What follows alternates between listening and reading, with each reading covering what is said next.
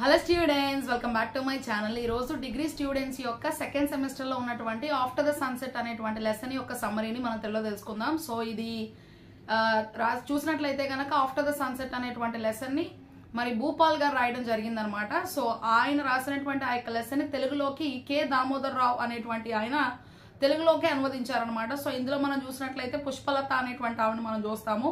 So ఆవిడ యొక్క భర్తకి ఏం జరిగింది అనేటువంటిది, ఆవిడ యొక్క జీవితంలో ఏం జరిగింది, అసమానత్వం అనేటువంటిది మన దేశంలో ఎంత ఎక్కువగా ఉంటుంది అనేటువంటి దాని గురించి కూడా మనం తెలుగులో తెలుసుకుంటాం.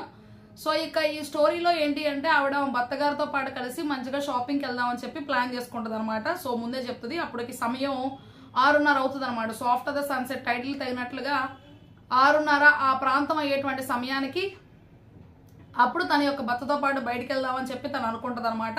ఆ భర్త గారి యొక్క బాబాయ్ గారో మరి మామయ్య గారో గాని సో ఆయన దగ్గర 1500 రూపాయలు తీసుకోవడం కోసం ఉప్పల్ అనేటువంటి ప్రాంతానికి వెళ్ళిద్ది అనమాట.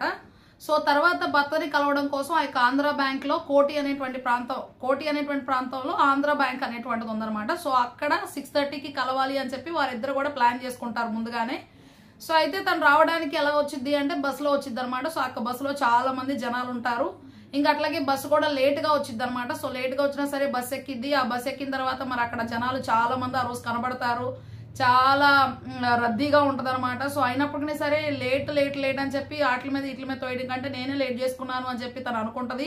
సో తన యొక్క భర్తను కలవడానికి సిద్ధపడుతుంది. కానీ ఎక్కడికి వెళ్తున్నారు అంటే వాళ్ళు షాపింగ్ చేయడానికి వెళ్తున్నారు అనమాట. సో తన యొక్క దగ్గరి బంధువు అయినటువంటి సో క్లోజ్ కజిన్ అంటే ఇక్కడ మరి వాళ్ళ యొక్క పెదనానో బాబాయో లేదు అంటే వారి పిన్నియో లేదంటే పెద్దమ్మో వాళ్ళ యొక్క కుమార్తెని పెళ్లి చేస్తూ ఉన్నారనమాట. సో ఆ పెళ్లి చేసేటప్పుడు పెళ్లి కూతురు చేసేటువంటి కార్యక్రమానికి నలుగేసి పెళ్లి కూతురుని చేస్తారు కదా. సో అటువంటి సందర్భంలో మరి బట్టలు పెడతారు.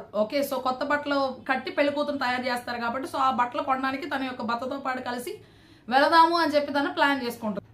అయితే అక్కడ ఆ రోజు ఆమె వెళ్ళినటువంటి ఆ యొక్క ప్రాంతంలో చాలా మంది జనాలను రోడ్ల మీద చూసిద్ది అనమాట. సో ఇంతమంది జనాలు ఉన్నారేంటి, అసలు ఈ రోజు ఇంతమంది మనుషులు రోడ్ల మీద తిరుగుతున్నారు ఏంటి అని చెప్పి చాలా ఆశ్చర్యపోద్ది అనమాట. సో అలా ఆశ్చర్యపోయిన తర్వాత తనకి అర్జెంటుగా టాయిలెట్ వస్తుంది అనమాట. సో టాయిలెట్ వచ్చేసరికి సరే ఎక్కడికైనా సరే వెళ్తే మంచిది అని చెప్పి పక్కనే ఉన్నటువంటి ఆ యొక్క రెస్ట్ రూమ్ లోకి వెళ్ళి టాయిలెట్ పోసుకొని వచ్చింది అనమాట. సో టాయిలెట్ పోసుకొని వచ్చిన తర్వాత తనకి సడన్ గా ఏంటి ఇంకా మా ఆయన ఇంకా రావట్లేదు, ఇంతసేపు పట్టినా సరే చాలా టైం అయిపోయింది ఇంకా ఎందుకు రావట్లేదు అని చెప్పి ఆలోచించుకుంటూ ఉంటది అనమాట. ఏం కారణం అయ్యి ఉంటది, ఎందుకు రావట్లేదు ఇంకా అని చెప్పి అనుకుంటా తను ఇంకా వాళ్ళ యొక్క కూతురు గురించి ఆలోచిస్తారు అనమాట. వాళ్ళ కూతురికి 3 సంవత్సరాల వయసు. తనని వాళ్ళ యొక్క పొరుగింట్లో ఉన్నటువంటి ఆంటీ గారికి ఇచ్చి వచ్చిందనమాట. సో పాపను చూస్తా ఉండండి, నేను బయటికి వెళ్తున్నాను అని చెప్పి, చిన్న పాప కదా అక్కడ వదిలేసి వచ్చిందనమాట. ఒకసారిగా వాళ్ళ కూతురుని ఒకసారి తలుచుకుంది. హయత్ నగర్ కి దగ్గరలో ఉన్నటువంటి ఒక కోళ్ల ఫారం లో చేతి పనివాడిగా అక్కడ పనిచేస్తూ ఉన్నాడు అనమాట. 1 సంవత్సర కాలం నుండి అక్కడ పనిచేస్తూ ఉన్నాడు.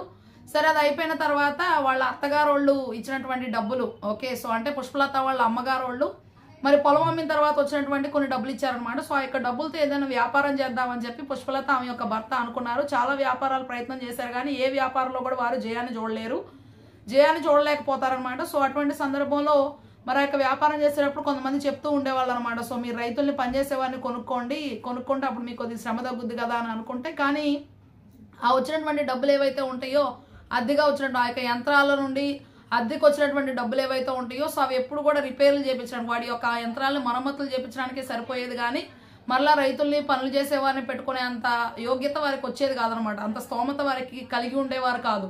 సో అందువల్ల ఏ పని కూడా వారు చేయలేకపోయారు. అయితే ఇక్కడ పుష్పలత వాళ్ళ భర్త గారు ఏం చేశారు అంటే అతని దగ్గర ఉన్నటువంటి యంత్రాలు ఎప్పుడు కూడా మరమ్మతులు చేయించాల్సి వస్తుందని చెప్పి ఆ యంత్రాలన్నీ కూడా అమ్మేశారు. అమ్మేసిన తర్వాత మరి క్లాత్ బిజినెస్ అనేటువంటిది సో మొదలు పెట్టారనమాట. సో క్లోత్స్ అనేటువంటి దుస్తులు అమ్మకం మరి దుస్తులు తయారీను ఏదో కానీ మొత్తానికి ఆ యొక్క వ్యాపారాన్ని మొదలు పెట్టారు. కానీ పాపం దానిలో కూడా వారికి నష్టం అనేటువంటిది వచ్చింది. ఒక పుష్పలత వాళ్ళ అన్నయ్యలందరూ కలిసి ఏం చేశారు అంటే వాళ్ళ యొక్క భూములు గుంటూరు నుండి వచ్చినటువంటి ఒక పోలీస్ ఆఫీసర్ కి వాళ్ళ యొక్క భూములన్నీ కూడా అమ్మేశారనమాట. సో వాళ్లే కాదు, ఆ గుంటూరు నుండి వచ్చినటువంటి ఆ యొక్క సార్ ఎవరైతే ఉన్నారో ఆయన వీళ్ల భూములే కాకుండా ఇంకా 40 ఎకరాల భూములు అనేటువంటివి ఆయన కొన్నారనమాట. సో వాటన్నిటి కూడా కొని ఆయన ఒక ఫ్యాక్టరీని స్టార్ట్ చేయడం ప్రారంభించాడు.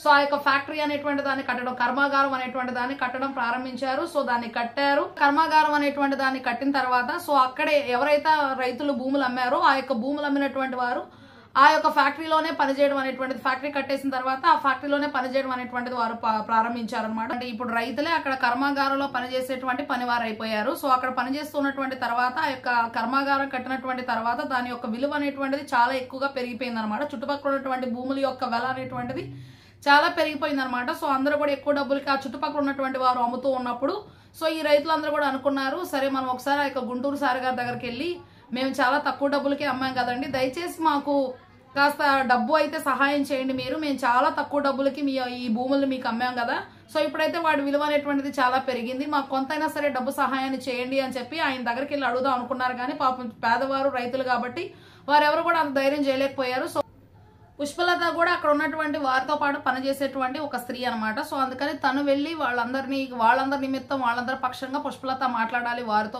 మా ఇంట్లో కొంచెం దయ చూపించి దయచేసి మా అందరికి కొంత డబ్బునైతే ఇవ్వండి, వెళ్ళి ఆ యొక్క గుంటూరు సార్ని అట్లాగే గుంటూరు సార్తో ఉన్నటువంటి ఆ యొక్క మేనేజర్ని కూడా అడిగిద్ది అనమాట. సో ఆ గుంటూరు సార్ అనేటువంటి ఆయన చాలా ఘోరంగా మాట్లాడతారు. గుంటూరు సార్ అని పేరు ఎందుకు పెట్టారు అంటే అతను గుంటూరు నుండి వచ్చినటువంటి వ్యక్తి, అట్లా గౌరవపూర్వకంగా సార్ అని పిలిచారు కాబట్టి గుంటూరు సార్ అని పేరు పెట్టారనమాట. సో అయితే ఆ గుంటూరు సారు అతను పక్కన ఉన్నటువంటి మేనేజరు చాలా ఘోరంగా మాట్లాడతారు పుష్పలతతో, చాలా అసభ్యకరమైనటువంటి మాటలు మాట్లాడతారు, చాలా అవమానిస్తారు, పాపం అసభ్యకరంగా ప్రవర్తిస్తారు, అసభ్యకరమైనటువంటి మాటలు మాట్లాడతారు. సో అదంతా కూడా తను తీసుకోలేకపోతుంది, చాలా కోపం వచ్చింది. ఏమి చేయలేక తను ఏం చేసిద్ది అంటే తన యొక్క ఎడంకాలి యొక్క చెప్పును ఏదైతే ఉందో దాన్ని తీసి అది వాళ్ళ మీదకి ఇసిరేసి శాపనార్థాలు పెట్టుకుంటా అక్కడ నుంచి వెళ్ళిపోయింది. తను అక్కడ ఆ యొక్క ఆంధ్ర బ్యాంక్ దగ్గర నిలబడి తన యొక్క భర్త కోసం ఎదురు చూస్తూ ఉన్నప్పుడు ఇవన్నీ కూడా ఆలోచన చేసుకుంటూ ఉందన్నమాట. సో తన యొక్క భర్త కలిసి ఆ యొక్క కర్మాగారం నుండి బయటకు వచ్చేసారు.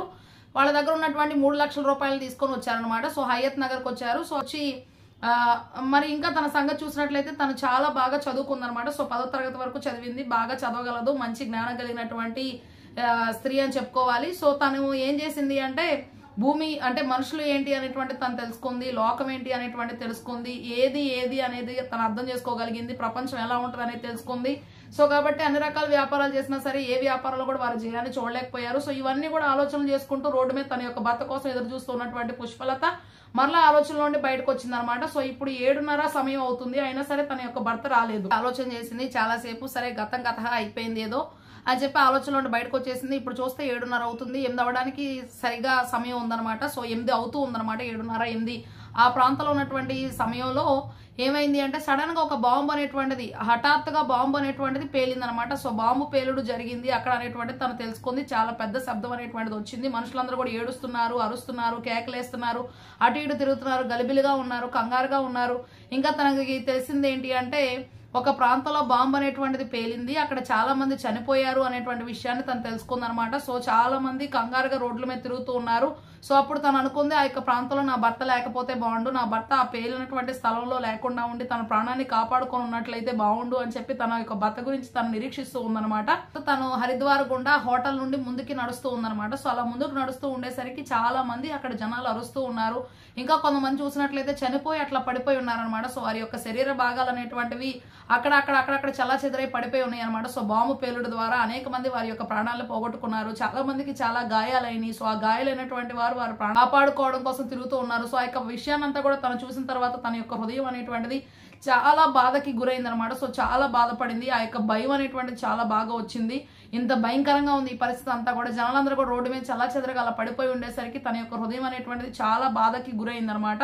తన యొక్క శరీరం అంతా కూడా చల్లగా అయిపోయింది, ఆ యొక్క భయాన్ని బట్టి తన యొక్క శరీరం అంతా కూడా చల్లగా అయిపోయింది అనమాట.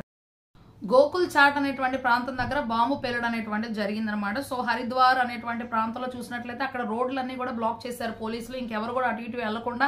సో అక్కడ నిలబడినటువంటి వారిని అటు వెళ్ళిపోండి అని చెప్పి అందరిని తరిమేశారనమాట. సో ఆ దెబ్బలు తగిలిన వారు, గాయాలు పడున్న వారు మాత్రం అట్లా రోడ్డు మీద పడున్నారు. సో అక్కడ నుంచి ఎవరిని అడగాలి, ఏమడగాలి, అసలు ఏం చేయాలి అనేటువంటిది తనకు తెలియలేదనమాట. సో అక్కడ నుంచి తను గోకుల్ చాట్ అనేటువంటి ప్రాంతం గుండా ప్రయాణం చేస్తూ ఉందన్నమాట. సో చాలా మంది గాయాలు, దెబ్బలు తగిలి మరి వారి యొక్క ప్రాణాలు కోల్పోయి అట్లాగే రోడ్డు మీద ఉన్నారు. తన యొక్క గొంతు అంతా కూడా మోగబోయింది అనమాట. సో ఎవరిని అడగాలి, ఏమడగాలి, తన భర్త గురించి అడగాలి అనేటువంటిది కూడా తనకేం తెలియలేదు. ఒక 15 నిమిషాలు తన భర్త వస్తాడేమో అని చెప్పి చాలా ఎదురు చూసింది అనమాట. సో అయినప్పటికీ సరే ఆయన రాలేదు. ఇంకా తర్వాత అలాగే భయంగానే ధైర్యం తెచ్చుకుంటూ ధైర్యం అంతా కూడా కూడగట్టుకుంటూ మరి చనిపోయినటువంటి వారి మధ్యలో రావటం అనేటువంటిది చాలా భయంకరమైనటువంటి పరిస్థితి. వారి యొక్క అవయవాలన్నీ కూడా తెగి పడిపోయినాయి అనమాట. సో ఒక్కొక్క ప్రాంతంలో వారి యొక్క కాళ్ళు ఒక చోట, చేతులు ఒక చోట, తలకాయ ఒక చోట అట్లా పడిపోయి ఉన్నారు, గాయాలు వేసుకుని ఉన్నారు, రక్తాలు గారుతూ ఉన్నారు. సో అటువంటి వారి మధ్యలో నడవడం అంటే చాలా భయంకరమైనటువంటి పరిస్థితి. అది ఒక స్త్రీ అయి ఉండి మరి అట్లా రోడ్డు మీద నడవడం అంటే తన యొక్క భర్తకి ఏమైందో తెలియదు. సో అటువంటి కన్ఫ్యూజన్ లో తను అయోమయ స్థితిలో నడుస్తూ ఉన్నటువంటి సమయంలో నడుచుకుంటూ ఆ యొక్క మలక్పేటకి వెళ్ళిన తర్వాత అక్కడ ఒక బాంబ్ బ్లాస్ట్ అయిందని తెలుసుకున్న తర్వాత ప్రభుత్వాన్ని అందరూ కూడా తిట్టడం ప్రారంభించారు. ఎందుకు ప్రభుత్వం తగినటువంటి చర్యలు తీసుకోవట్లేదు, ఎందుకు తీవ్రవాదులు ఎంత క్రూరంగా ప్రవర్తిస్తూ ఉన్నారు, ఎందుకు గవర్నమెంట్ కావాల్సినటువంటి ప్రభుత్వం ఎందుకు చర్యలు అనేటువంటి తీసుకోకుండా, ఎందుకు జనాలను కాపాడాలి అనేటువంటి ఆలోచన లేకోకుండా ఎంత నిర్లక్ష్యంగా ఇలా చేసింది అని చెప్పి ప్రభుత్వాన్ని తిట్టడం, జనాలు అవమానించడం ప్రారంభించారు, తిట్టడం ప్రారంభించారు. తీవ్రవాదులు ఇంత క్రూరంగా ఎందుకు ప్రవర్తిస్తున్నారు అని మాట్లాడుతూ ఉన్నారు. సరే ఇంక ఇలా జరిగిన తర్వాత తను ఏం చేసింది అంటే తన యొక్క భర్త కోసం ఎదురు చూస్తూ ఉందన్నమాట. తన యొక్క భర్త కోసం చూస్తూనే ఉంది. ఎంత చూసినా సరే ఎక్కడ కూడా తన యొక్క భర్త తనకు కనబడకపోయేసరికి అయ్యో ఎక్కడున్నాడు ఎక్కడున్నాడు ఎక్కడున్నాడు అని చెప్పి అలాగే ఎత్తుక్కుంటా ఉందన్నమాట. సో ఎంత ఎత్తుక్కున్నా సరే తన యొక్క భర్త మాత్రం తనకు కనిపించలేదు. అలాగే సమయం 10 అయిపోయింది అనమాట. సో ఇంకా 10 అయిపోయిన తర్వాత ఇంకా అలాగే ఆలోచించుకుంటూ మరి హయత్ నగర్ లో ఉన్నటువంటి తన యొక్క ఇంటికి అయితే తను చేరుకుంది. వెళ్తూ ఉన్నప్పుడు కూడా తన యొక్క భర్త తనకు కనబడకపోయేసరికి తనకు చాలా భయం వేసింది. భయం అనేటువంటిది ఇంకా పెరుగుతూ ఉంది. ఒకవేళ చనిపోయిన వారిలో తన యొక్క భర్త కూడా ఉన్నాడేమో అని చెప్పి తను అనుకుంది. ఎందుకు ఈ తీవ్రవాదులు అమాయక ప్రజల్ని ఎలా చంపుతూ ఉన్నారు, ఎందుకు ఇట్లా చేయడం వల్ల వారికి ఏమొస్తుంది, ఈ యొక్క ఇన్సిడెంట్, ఈ యొక్క పరిస్థితి అనేటువంటిది కొన్ని రోజులకి మనుషులందరూ కూడా మర్చిపోతారు. సో ఇలా మర్చిపోయేటువంటి దాన్ని బట్టి ఎందుకు ఇలా చేయడం వల్ల ఏమొస్తుంది, ఇంతమందిని చంపేయడం వల్ల అమాయక ప్రజలు వారికి ఏంటో కూడా తెలియదు, పాపం వారు అట్లా బాంబు పెట్టి చంపేస్తే ఏమొస్తుంది అని చెప్పి తను చాలా బాగా ఆలోచిస్తుంది, బాధపడుతుంది. తను అక్కడ నుంచి హయత్ నగర్ కి ప్రయాణం చేద్దామని అనుకుంది. హయత్ నగర్ కి వాళ్ళ యొక్క ఇల్లు ఉండేటువంటి ప్రాంతానికి ప్రయాణం చేస్తూ ఉంది. వెళ్తున్నటువంటి దారిలో కూడా తన భర్త ఎక్కడ కూడా తనకు కనిపించలేదు. అయితే ఇక్కడ బాంబు పేలుల్లో మరణించినటువంటి ఆ యొక్క అమాయక ప్రజల్లో నా భర్త కూడా ఉన్నాడేమో, సో అతను కూడా చనిపోయాడు, అయితే నా భర్త ఇంకా రాడు అని చెప్పి బాధపడుతూ అలాగే భయపడుతూ తన యొక్క ఇంటికైతే తను చేరుకుంది. అక్కడికి వెళ్ళిన తర్వాత చాలా బాధపడి ఏడుస్తూ ఉందన్నమాట. సో ఒకేసారి ఆ యొక్క నేల మీద కుప్పగూలి పడిపోయిద్ది అనమాట. వాళ్ళ ఇంటికి వెళ్ళిన తర్వాత కుప్పగూలి తన యొక్క ఇంటి ముందు రోడ్డు మీదే పడిపోయి ఏడుస్తూ ఉంటది అనమాట. సో గట్టి గట్టిగా అరుస్తూ ఏడుస్తూ ఉండేసరికి ఆ చుట్టుపక్కల ఉన్నటువంటి పొరుగు వారు అందరూ కూడా వస్తారు, తను ఏడుపుని చూస్తారు, తన భర్త చనిపోయాడు అన్న విషయాన్ని వారు కూడా తెలుసుకుంటారు అనమాట. సో అమాయక ప్రజల్ని ఒక యుద్ధం ద్వారా చంపడం ద్వారా ఏమీ రాదు అనేటువంటి దాన్ని ఒక లెసన్ ద్వారా మనం తెలుసుకోవచ్చు.